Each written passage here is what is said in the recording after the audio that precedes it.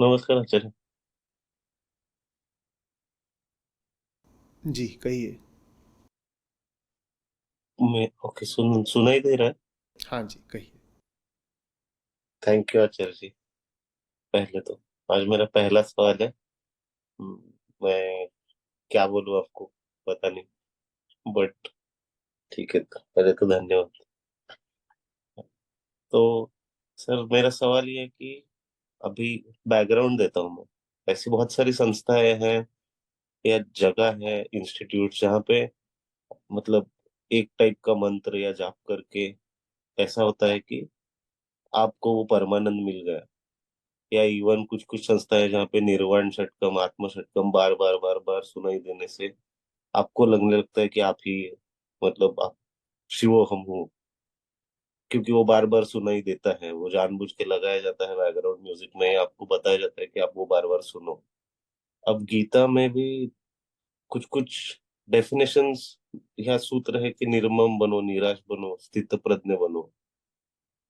और अब ऐसे संस्था है जहाँ पे वो चीजें अगर बार बार आप सुनोगे तो क्या हम एक डीप फेक कॉपी बना लेता है आत्मा की भी। बहुत बढ़िया, बहुत बहुत अच्छा। और एकदम। अगर ऐसी डीप फेक कॉपी मेरे दिमाग में है, वो तो मुझे कैसे समझेगा कि वो डीप फेक है या इसका उत्तर या बहुत असली है। सरल है और मैंने बहुत बार दिया है। आपके दिमाग में जो कुछ भी है, बाय डिफ़ॉल्ट उसको डीप फेक ही मानो। तो उसमें बहुत बुद्धि लगाने की ज़रूरत ही नहीं है कि डीप फेक है कि नहीं है। अगर दिमाग में है तो फेक है, ख़त्म बात। जो दिमाग में है तो फेक है। जो बात मन के भीतर आ सकती है वो न विचारातीत है न तर्कातीत है। वो तो बस हमारी ही बात है। वो वही है। फेक, फेक डीप फेक सब कुछ है वो। आत्मा की छवि बना ली, ये कर लिया वो कर लिया, खूब चलता है ना। भगवान सपने में आ गए, मुझे ऐसा प्रतीत हो रहा है जैसे मैं ही शिव हूँ। हम्म। हाँ, ये सब वही है। आपको जो प्रतीत हो रहा हो उसकी कोई कीमत नहीं। ये प्रतीति वगैरह तो वेदांत कब की पीछे छोड़ आया था, जब बोला था कि अनुभोक्ता ही झूठ है। प्रतीत जिसको हो रहा है, अनुभव जिसको हो रहा है वही झूठ है, वही अहंकार है। तो तुम्हारे अनुभवों की कोई कीमत नहीं है। कोई बार बार बोले पर मुझे तो अनुभव हुआ ना, मुझे तो अनुभव हुआ ना, अनुभव की कोई कीमत नहीं है। व्यवहारिक तौर पे अनुभव की कीमत है। मुझे अनुभव हो रहा है कि इसमें जो चाय है वो ठंडी हो गई है, तो मैं कहूँगा भैया भर दो, गर्म कर दो। व्यवहारिक तौर पे इसकी कीमत हो सकती है, लेकिन पारमार्थिक तल पर अनुभवों की कोई कीमत नहीं होती। आपको चाय चाहिए तो अनुभव वाली बात चलेगी, पर आपको समाधि चाहिए तो अनुभव वाली बात बिल्कुल नहीं चलेगी। हम्म? और अगर हाल में आए, आज हम थोड़ा सा पश्चिमी दर्शन की ओर ज़्यादा बात कर रहे हैं, तो ये जो एम्पिरिसिज्म है, अनुभववाद, ठीक है, और उसी का नात रिश्तेदार प्रत्ययवाद, इनको तो कब का खारिज करा जा चुका। कौन इन पे चलता है? खारिज माने अब ये इवॉल्व हो गए, इनसे आगे की बात आ गई, दर्शन इनसे आगे बढ़ गया। तो मतलब इस केस में जो शून्यता है, क्योंकि उसमें मुक्ति भी नहीं है और मुक्त होने वाला भी नहीं है, तो वो सही, मतलब फिर तो समझने के लिए भी कुछ नहीं है। नहीं, अगर अगर सचमुच आपकी वो हालत हो कि समझने वाला कोई ना बचा हो, तब बोलिए ना समझने के लिए कुछ नहीं है। अभी समझने वाला तो बैठा है, तभी आप मुझसे बात कर रहे हो। ठीक, हाँ। अगर समझने वाला अभी बैठा है तो समझने के लिए कुछ है। है। है।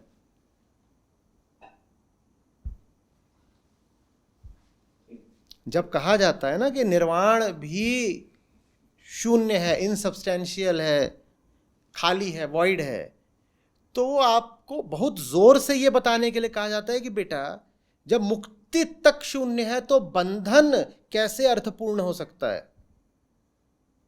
इसका मतलब ये नहीं कि आप बोल दो कि जब मुक्ति में भी कुछ नहीं रखा तो मैं बंधनों में ही रह लूंगा, क्या फर्क पड़ता है। सर एक एक और जो मतलब बात सही, मतलब वो तो सही है कि अब मेरे ही ब्रेन से आ रहा है तो वो है ही नहीं, मतलब वो मैं कॉन्सेप्चुअली समझ में आ गया। जी। अब जैसे मैं थोड़ा एक्सप्लेन करूँ तो चलेगा क्या? हाँ जी बिल्कुल। कल मैं एक जगह बीच पे गया था जहाँ पे मुझे दिखा कि जो जो हमने आज तक सीखा है कि कैसे हम मतलब प्लास्टिक बैग फेंकते हैं मछलियों को, मतलब क्या करता है इंसान, वैसा टाइप एक फीलिंग आया मुझे जब मैंने वो देखा। कि इसके पहले मुझे कभी लगा नहीं था वैसे, लेकिन इस बार मुझे वो लगा देखने के बाद। फिर उसके बाद आज का जब डिस्कशन हुआ तो मुझे लगा कि अच्छा वो क्या सही लगा या वो फिर कुछ डीप मतलब फेक टाइप था नहीं नहीं, इसलिए मैं। बिल्कुल बिल्कुल सही लगा। और इसीलिए मैं कोशिश किया करता हूँ कि वो जो आखिरी बात है उससे दो पायदान नीचे की बात ही आपसे करूं, क्योंकि वो आखिरी बात है ना, वो वही होगी जो आपने बड़ा अच्छा आज कहा, डीप फेक। उसका डीप फेक बन जाता है खट से। आखिरी बात तो ये है कि सब मिथ्या है, तो फिर जब मिथ्या है तो किसी को बचाने की कोशिश भी मिथ्या है, क्योंकि जो दिख रहा है बचाने के लिए वो भी मिथ्या है। तो सब कुछ उसके लिए शून्य है जो स्वयं शून्य हो गया हो। जब अभी हम शून्य नहीं हुए तो हम कहें मछली शून्य है, ये बात तो ठीक नहीं है ना। हम्म, हम कहें कि अरे ये प्राण तो कुछ होता ही नहीं, ये तो प्रकृति की त्रिगुणात्मक क्रिया होती है, प्राण तो कुछ होता ही नहीं, तो मछली के प्राण चले भी गए तो क्या हुआ। वो पहले एक रूप में थी, एक आकार में थी, अब वो दूसरे आकार में आ गई, क्या फ़र्क पड़ गया। प्राण तो कुछ होता ही नहीं, आचार्य जी ने बोला जीवात्मा तो होती नहीं, तो मार भी दिया तो क्या फ़र्क पड़ा। ये सब बातें तब ठीक है जब आप ये मानो कि आपके भी प्राण नहीं है। अपने पास तो प्राण क्या, पेट भी है, और उसको भरने के लिए कुछ भी करने को तैयार हो। और मछली को बोल रहे हो कि मछली के प्राण भी नहीं है, अपने पास पेट भी है, हाथ भी है, आंत भी है, और सब भरना है, स्वाद भी है, जीभ भी है। मछली को बोल रहे हो प्राण ही नहीं है। तो दुनिया शून्य है या सब मिथ्या है, ये बात कहने का हक सिर्फ उसको है जो पहले ये कह दे मैं स्वयं मिथ्या हूं। जब तक हम हैं तब तक तो हमें अपने होने के अनुसार काम करना पड़ेगा, ऐसा काम जो हमारे होने की निरर्थकता को दिखाए, या कि अगर हम हैं तो हमारे अस्तित्व को सार्थक बनाए।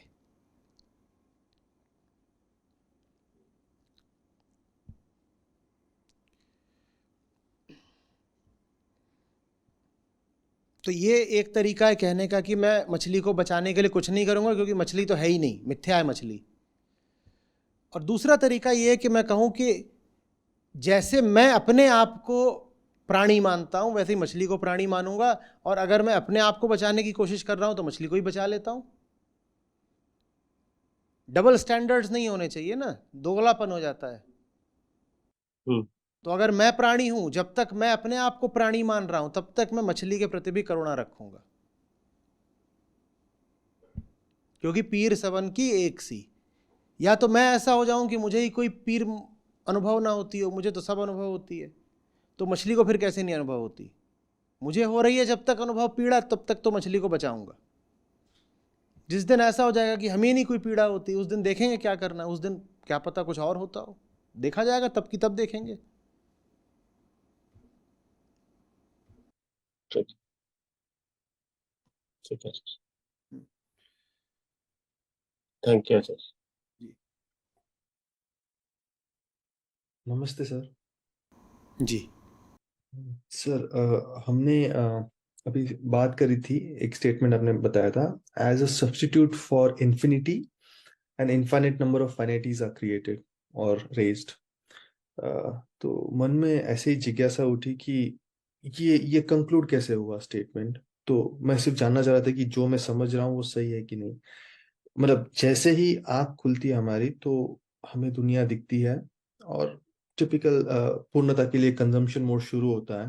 तो ये सारे फाइनाइटीज होती है जो हम कंज्यूम करना चाह रहा होता है, और ये प्रक्रिया में आगे चल के एक जगह पे आके पता चलता है कि ये जो भी हो रहा है, जो भी फाइनाइटीज कंज्यूम हो रहा है, उससे कुछ हो नहीं रहा है, इसलिए यहाँ कुछ नहीं होने वाला है।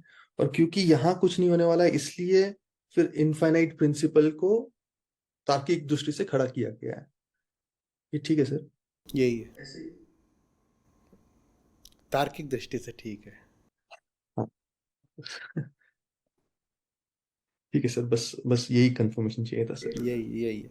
नीति नीति के अलावा कोई तरीका नहीं ना। आप जहाँ खड़े हो वहीं से तो आपको सारी बातें देखनी पड़ेंगी, वहीं से अवलोकन पता चलेगा, वहीं से कोई बात कौंधेगी इंसाइट की तरह।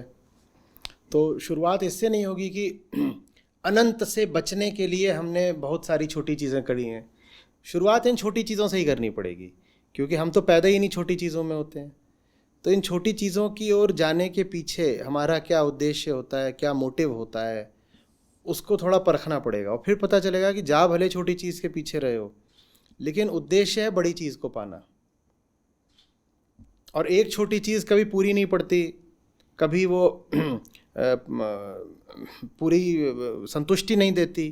तो इसीलिए इतनी सारी छोटी छोटी चीज़ें फिर आपको अपनी दुनिया में भरनी पड़ती हैं। तो वहाँ से फिर ये समझ में आता है कि मामला कुछ और है, मुझे ये छोटी छोटी चीज़ चाहिए नहीं है, ये सब बहाने हैं, मुझे कुछ और ही चाहिए, फंसा यहाँ हुआ हूँ।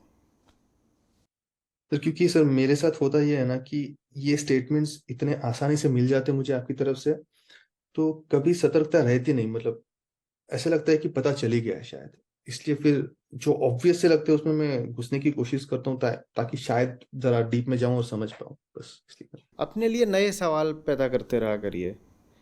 बहुत कुछ आसान सी बात है, आप दफ्तर में हो, वहाँ पे कोई स्थिति देखें तो उसको समझने की कोशिश करें कि ये क्या चल रहा है। अहंकार होगा, संसार होगा, तो ये पूरी प्रक्रिया क्या चल रही है। ठीक है। इसी तरीके से आप मान लीजिए जा रहे हैं कहीं, कोई आपने विज्ञापन, बिल बोर्ड, होर्डिंग, कुछ प्रचार देखा, तो अपने आप से पूछिए कि वो वहाँ क्या बताया जा रहा है, किस तरीके से बताया जा रहा है, मन को क्या संदेश दिया जा रहा है। ये जो ये बचाया जा रहा है, कहीं ये एक प्रच्छन्न रूप में आत्मा का लालच तो नहीं दिया जा रहा कि भले ही वहाँ कुछ कहा जा रहा है कि आ जाओ खाने को मिलेगा, या गहने की बात है, या कपड़े या जूते की या मकान की बात है, लेकिन ऐसा तो नहीं कहीं कि इन सब के पीछे कहा यह जा रहा है कि आ जाओ आत्मा दे देंगे। तो ये सवाल जब अपने आप से आप पूछेंगे ना, तो उससे आपकी अपनी वर्जिश होगी अंदरूनी। मैं जो दे रहा हूँ वो समझिए ऐसा है जैसे मसाज है, मालिश।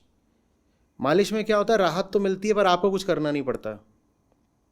ठीक है, मैं मेरा काम है आप सब लोगों की मालिश करना, अच्छा लगता है, लेकिन उससे आपकी मांसपेशियां नहीं मजबूत होंगी। हाँ, आपको एक राहत मिल जाएगी, और मालिश के बाद आप मेहनत के लिए तैयार हो जाते हो अगर आप करना चाहो तो। वर्जिश तो लेकिन खुद ही करनी पड़ेगी ना। बिल्कुल। मालिश करने में कोई और आके आपके हाथ पांव दबा सकता है, लेकिन वर्जिश करने के समय मान लीजिए मैं जिम ट्रेनर की तरह खड़ा भी हो जाऊं, तो भी मैं आपके लिए वज़न थोड़ी उठाऊंगा। ठीक है, वो मैं अगर जिम ट्रेनर हूं भी तो भी वज़न आप उठाइए। ठीक है,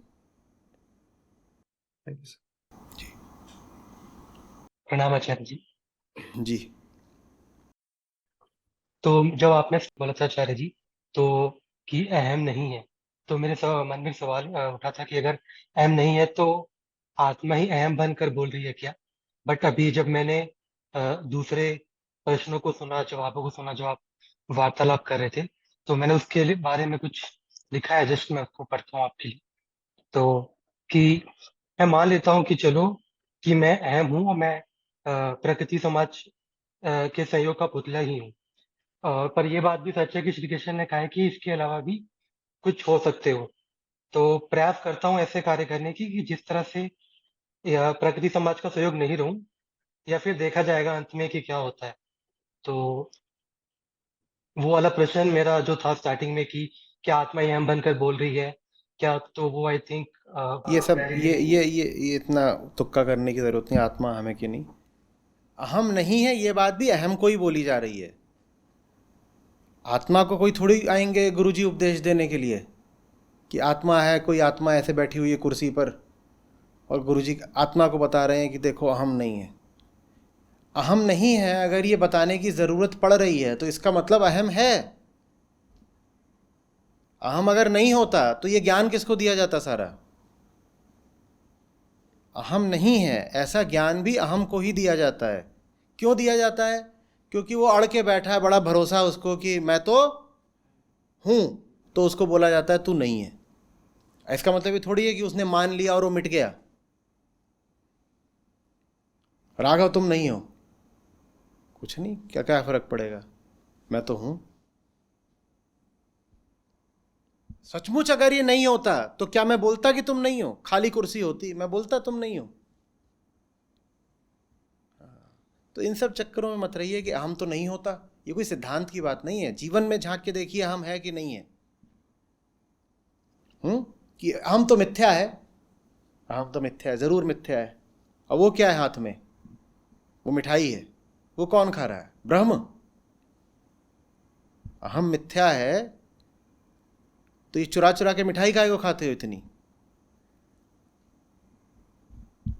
वो मुंह में डाली मिठाई, अहम मिथ्या है। मिथ्या है कि मीठा है? मिथ्या है, मिथ्या।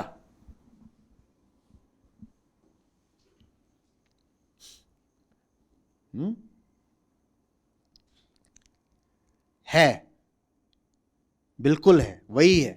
कौन? अहम। अहम है, 100% है। वो ना हो तो इधर से कोई बोलेगा नहीं, वो ना हो तो उधर कोई सुनेगा नहीं। आत्मा और आत्मा थोड़ी संवाद करते हैं। इधर से भी अहम ही बोल रहा है और उधर से भी अहम ही सुन रहा है। जी आचार्य जी। आ रही बात समझ में? हाँ, तो बस ठीक है, अहम है और अहम को ही बेहतर करना है, साफ करना है, साबुन लगा के जरा सफाई रगड़ रगड़ के धोना है, यही है। बाकी सब मत घुसिए कि आत्मा हो जाएंगे विलीन, लुप्त हो जाएंगे, ये सब वो सब बीच बीच में बातें कही जाती हैं ताकि थोड़ा सा ऐसे जायका बना रहे, और कुछ नहीं। मतलब है अहम ही है और अहम की ही क्या करनी है? रगड़ाई सफाई, और कुछ नहीं। लिखिएगा। हाँ, इस पे साहब के बहुत अच्छे भजन भी हैं, दोहे भी हैं कि सफाई कैसे करी जाती है, कौन सा साबुन लगाया जाता है, कैसे उसको धोते हैं, मांजते हैं, मूंडते हैं। तो अहम की सफाई के बारे में उन्होंने जो बातें बोली हैं वो लिखिएगा आज। जी आचार्य जी। धन्यवाद। प्रणाम आचार्य जी। हाँ जी। सर ये क्वेश्चन नहीं है, बट जो आपने आज समझाया तो मुझे बहुत समय पहले मैंने जिद्दू कृष्णमूर्ति जी की एक वीडियो देखी थी। प्रॉब्ली वो किसी और भाषा में बोल रहे थे, नीचे उसके सबटाइटल्स आ रहे थे, तो वो एग्जैक्टली यही कह रहे थे कि तुम्हारा स्कूल जाना, कॉलेज जाना, नौकरी करना, शादी करना, बच्चे पैदा करना, बच्चों की परवरिश करना, ये सिर्फ एक ही तरीका है सत्य से भागने का। उन्होंने पूरा वो एक सुनने में बड़ा अजीब सा लगा था कि उन्होंने पूरा जो सब करते हैं हम उसको ही बता दिया कि वो स्टार्टिंग से लेके लास्ट तक सिर्फ सत्य से भागने का तरीका है। बहुत सारे लोगों के लिए तो सेशन अटेंड करना भी वही है, सत्य से भागने का तरीका। कह रहे हैं सेशन क्यों अटेंड करते हो? सत्य, सत्य के लिए। हाँ, पर जो मन खोजा अपना, तो वहाँ पता क्या चला कि हम गीता के पास भी इसलिए जा रहे हैं ताकि सच से बच सकें। कितनी अजीब बात है, कितनी अजीब बात है। मैं बताऊं कैसे अजीब बात है। एक चोर था, वो एक जगह घुसा चोरी करने, और वहाँ चोरी ना हो पाए इसलिए वहाँ बड़ी बड़ी सर्च लाइट्स लगी हुई थी, ऐसी कि आप छुप ही नहीं सकते, जैसे 5 सूरज चमक रहे हो, ऐसी सर्च लाइट्स लगी हुई थी। वहाँ घुसा हुआ है, मिला किसी को नहीं। बताओ कैसे नहीं मिला?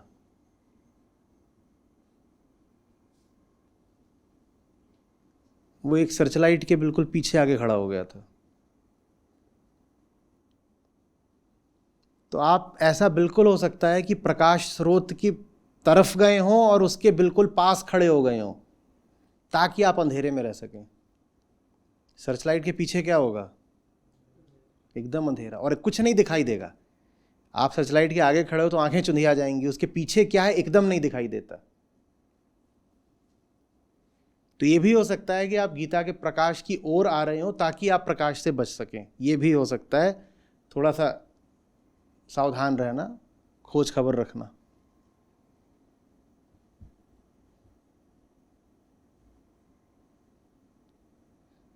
तो कृष्णमूर्ति तो बिल्कुल सही कह रहे थे कि ये जो हम सुबह नाश्ता करते हैं, बच्चों को स्कूल छोड़ने जाते हैं, फिर जाके दुकान पे बैठ जाते हैं, फिर ये काम करते हैं, वो करते हैं, फिर जाके शाम को कुछ खरीद लाते हैं, ये सब सच से भागने के तरीके हैं। मैं एक कदम और आगे जाके कह रहा हूँ कि उसके बाद रात में जब गीता सत्र में बैठते हैं तो वो भी हो सकता है कि सच से भागने का एक तरीका हो। माया बड़ी प्रबल है, वो राम को मरा बना देती है।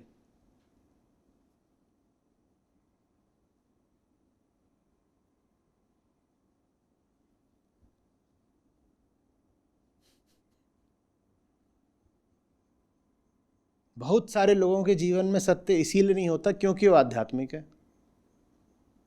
और धार्मिक लोगों के तो सत्य एकदम ही नहीं होता 99% क्योंकि वो धार्मिक है।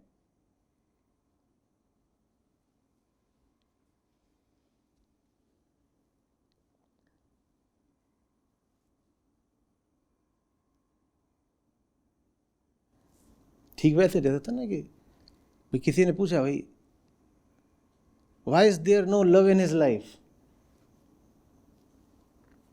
तो आंसर है because these days he is in love. जीवन में आजकल प्रेम प्रसंग चल रहा है, इसीलिए प्रेम नहीं है।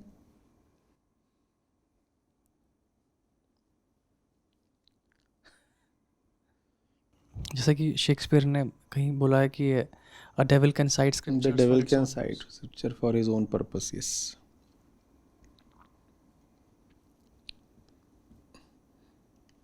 और मैं बहुत खेद के साथ लेकिन फिर भी बड़े आग्रह के साथ आपसे कह रहा हूँ, ज़्यादातर लोग जो स्क्रिप्चर साइट करते हैं उनका डेविल के घर बहुत आना जाना होता है। तो जो स्क्रिप्चर नहीं साइट कर रहा हो, माने जो उदाहरण वगैरह ना दे रहा हो, स्क्रिप्चर से कोट ना कर रहा हो, वो तो एक तल का खुराफाती होगा। लेकिन जो शास्त्र ज्ञान बघार रहा हो वो एकदम अलग ही तल का खुराफाती होता है, उसकी डेविल से डीलिंग होती है सीधे, उसका नाता सीधे शैतान से होता है। तो बहुत बहुत बच के रहिएगा।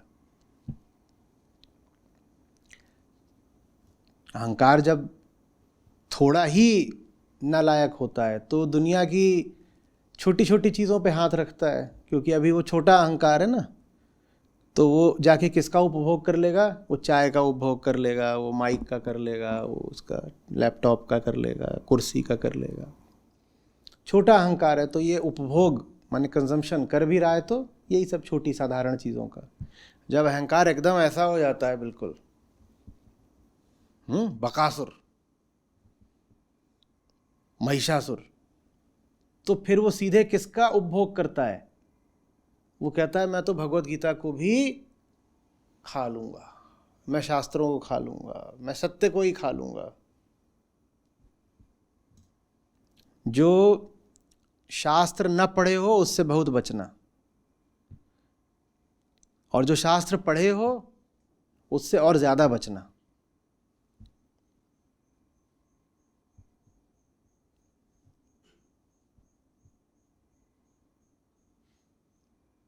ये बचने को तैयार हो रहा है।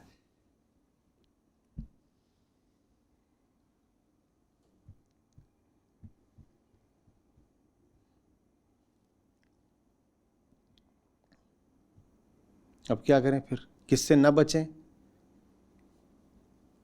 तुम सबसे ही बचो। नीति नीति का यही मतलब है, अनकंडीशनल रिजेक्शन।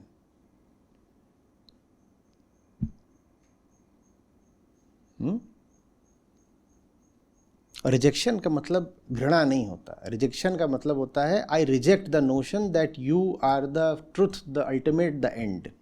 रिजेक्शन माने ये नहीं होता कि भाग भाग जा यहाँ से, निकाल दिया तुझे। रिजेक्शन का मतलब होता है negation of the claim that the object is the truth. ये रिजेक्शन होता है। सामने वाला जो बैठा हुआ है, चाहे वो व्यक्ति हो, चाहे कोई वस्तु हो, कोई चीज हो, वो क्या दावा कर रहा है? मैं हूं, मेरे नाम के साथ अस्थि जोड़ सकते हो। हम इस बात का नकार कर रहे हैं कि तुम हो नहीं, तुम प्रतीत होते हो तुम। और अगर हम कह भी दें कि तुम हो, चलो एक तल पर, तो भी तुम में वो अर्थ नहीं है, तुम में वो मूल्य नहीं है जिसका तुम्हारा दावा है। एक चीज ही तो हो, लेकिन तुम ऐसा मूल्य अपना बता रहे हो जैसे कि तुम आत्मा हो गए। ये नेति नेति है कि सामने जो कुछ भी है उसको उसकी औकात में रखना। ये नेति नेति है।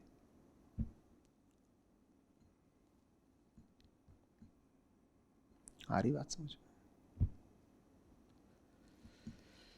में? बोलिए सर। अभी आपने बीच में कहा था कि कांत का एक कुछ सर्च करने को बोला, तो मेरे सामने कोट आया, कांट। कांट। तो मुझे ऐसा लगा कि जैसे कांट ने गीता पढ़ी हुई हो। तो लिखते हैं कि if the truth shall kill them let them die. लाल कहे लाल मुरझाई हैं तो जीबै कै दिन करी है।